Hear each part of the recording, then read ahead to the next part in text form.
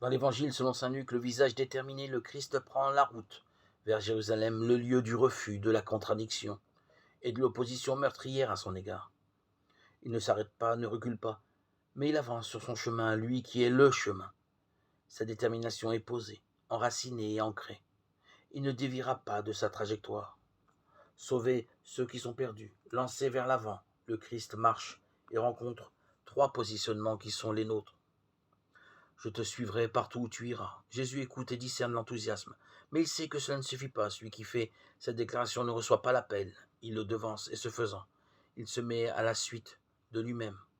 Or Jésus proclame les difficultés du chemin, accepter la pauvreté, l'insécurité et aussi l'échec, ce vers quoi le Seigneur marche avec un visage endurci et déterminé. La veille de la passion du Christ, Pierre aussi annoncera qu'il suivra le Christ dans les mêmes termes.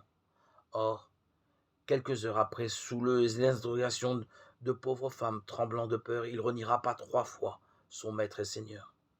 Il en va de nos élans qui sont parfois éphémères et illusoires.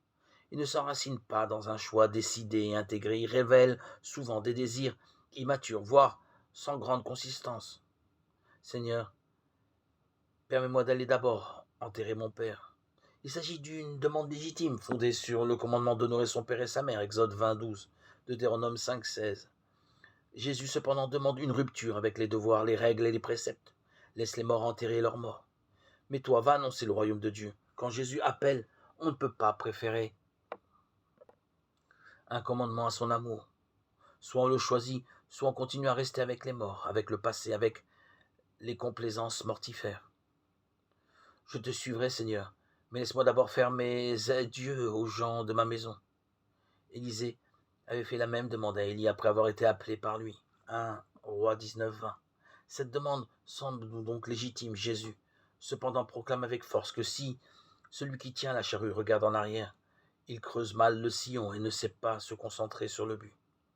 Nous sommes donc invités à nous interroger sur nos priorités, à prendre conscience des résistances qui se lèvent en nous. Le royaume commence dès maintenant, c'est notre réalité transfigurée par la présence de Dieu.